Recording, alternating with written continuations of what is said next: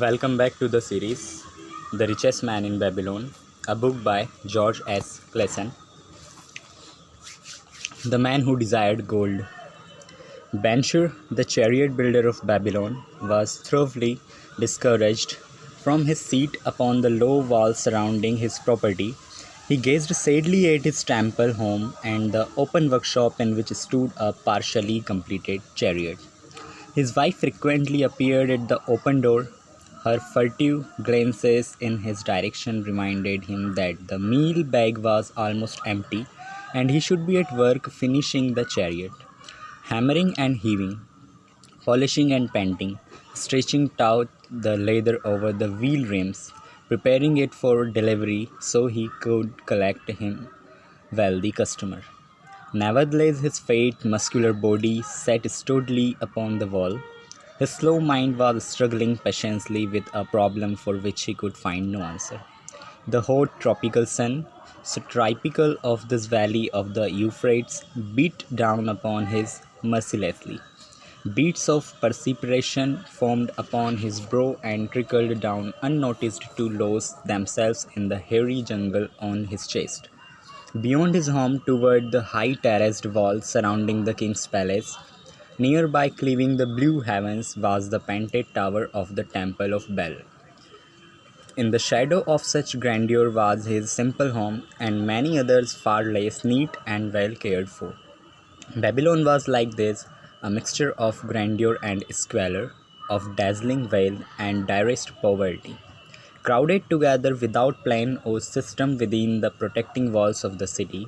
Behind him, had he cared to turn and look, the noisy chariot of the rich jostled and crowded aside the sandaled tradesmen as well as the barefooted beggars. Even the rich were forced to turn into the gutters to clear the way for the long lines of slave water carriers on the king's business, each bearing a heavy goatskin of water to be poured upon the hanging gardens. Benshur was too engrossed in his own problems to hear or heed the confused hub of the busy city. It was the unexpected twanging of the string from a familiar lyre that aroused him from his reverie. He turned and looked into the sensitive, smiling face of his best friend, Kobe, and musician. May the gods bless thee with great liberty, my god friend, began Kobe with an elaborate salute. Yet it does appear they have already been so generous, thou needest not to labor. I rejoice with thee in thy good fortune. More, I could even share it with thee. Pray from the purse which must be bulging, else thou wouldst be busy in your shop. Extract but 2 humble shekels and lend them to me until after the nobleman's feast this night. Thou wilt not miss them ere they are returned. If I did have 2 shekels, Benshur responded gloomily, to no one could I lend them, not even to you, my best of friends, for they would be my fortune, my entire fortune. No one lends his entire fortune, not even to his best friend. What? Exclaimed Kobe, with genuine surprise. Thou hast not 1 shekel in the purse, yet sit like a statue upon a wall. Why not complete that chariot? How else canst thou provide for the noble appetite? This not like thee, my friend. Where is the endless energy? Doth something distress thee? Have the gods brought to thee troubles? A torment from the gods it must be. Benshur agreed. It began with a dream, a senseless dream, in which I thought I was a man of means. From my belt hung a handsome purse, heavy with coins. There were shekels which I cast with careless freedom to the beggars. There were pieces of silver with which I did buy finery for my wife and whatever I did desire for myself. There were pieces of gold which made me feel assured of the future and unafraid to spend the silver. A glorious feeling of contentment was within me. You would not have known me for thy hard-working friend, nor wouldst have known my wife. So free from wrinkles was her face and shining with happiness. She was again the smiling maiden of our early married days.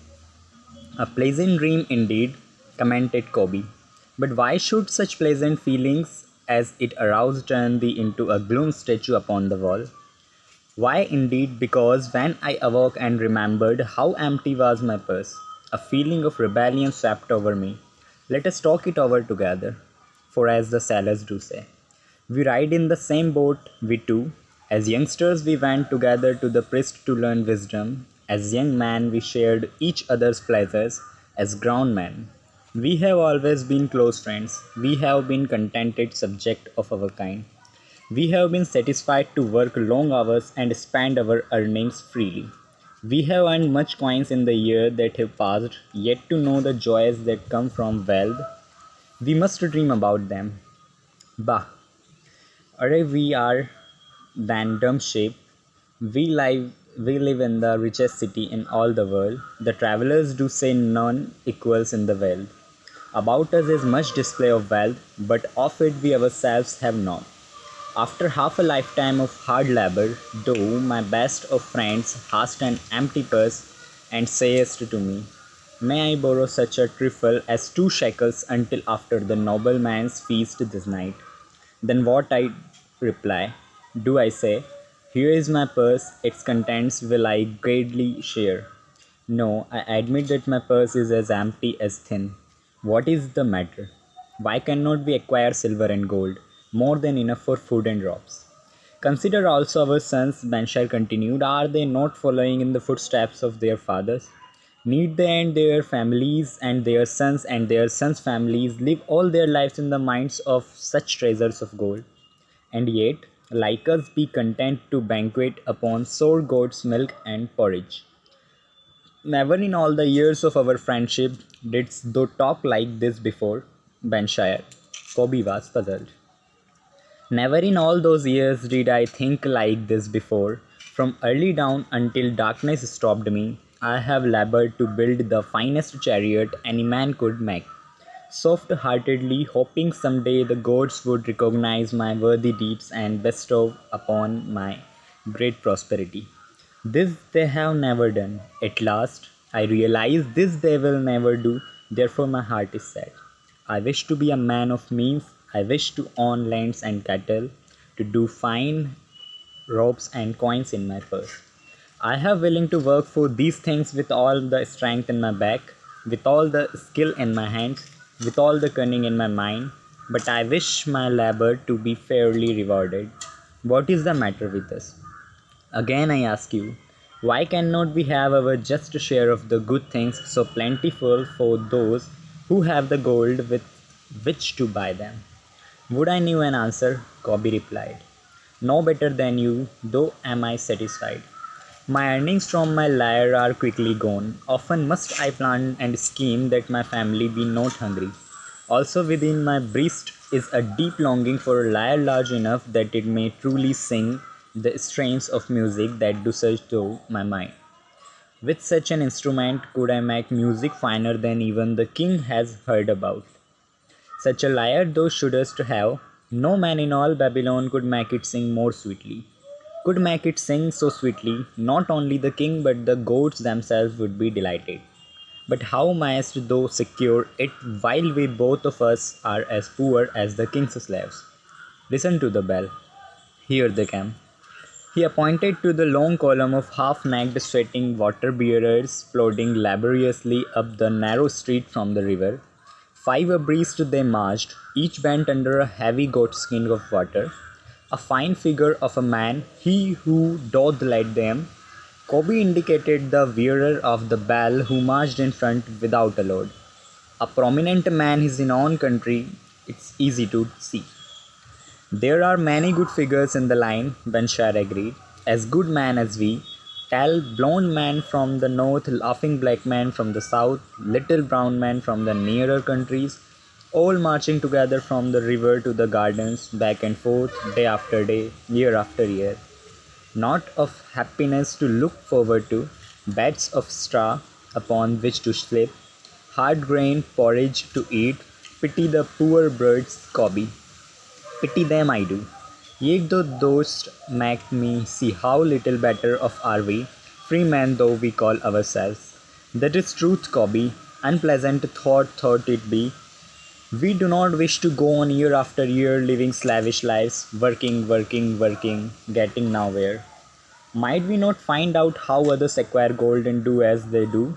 Kobe inquired. Perhaps there is some secret we might learn if we but sought from those who knew, replied Benshire thoughtfully. This very day, suggested Kobe, I did pass our old friend Agd riding in his golden chariot. This, I will say, he did not look over my humble head as many in his station might consider his right. Instead, he did wave his hand that all onlookers might see him pay greeting and bestow his smile of friendship upon Kobe the musician. He is claimed to be the richest man in all Babylon, Benshire mused. So rich the king is said to seek his golden aid in affairs of the treasury, Kobe replied. So rich, Benshire interrupted.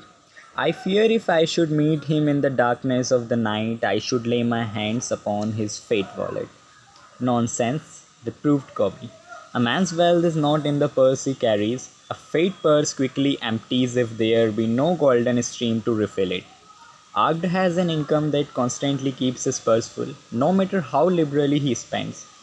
Income that is the thing, ejaculated Benshire. I wish an income that will keep flowing into my purse whether I sit upon the wall or travel to far lands.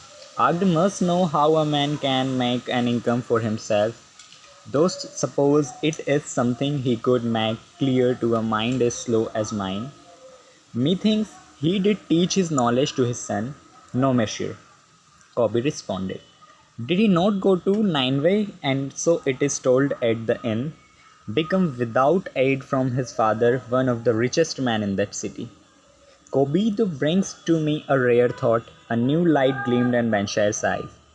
It cost nothing to ask wise advice from a good friend, and Agd was always there. Never mind though our purses be empty as the falcon's nest of a year ago. Let that not detain us. We are weary of being without gold in the mines of plenty. We wish to become men of means. Come, let us go to Agd and ask how we also may acquire incomes for ourselves. Thou speakest with true inspirations, Benshire, thou bringest to my mind a new understanding. Thou makest me to realize the reason why we have never found any measure of wealth. We never sought it. Thou hast labored patiently to build the strongest chariot in Babylon. To that purpose was devoted your best endeavors, therefore at it thou didst succeed. I strove to become a skillful lyre player, and at it I did succeed. In those things toward which we executed our best endeavors we succeeded. The gods were content to let us continue thus. Now at last we see a light, bright like that from the rising sun. It bids us to learn more that we may prosper more. With a new understanding we shall find honorable ways to accomplish our desire. Let us go to Arcade this very day, Benshire argued. Also let us ask other friends of our boyhood days who have fared no better than ourselves to join us that they too may share in his wisdom. Thou wert ever thus thoughtful of thy friends, Benshire, therefore host thou many friends. It shall be as thou sayest, we go this day and take them with us. Thank you.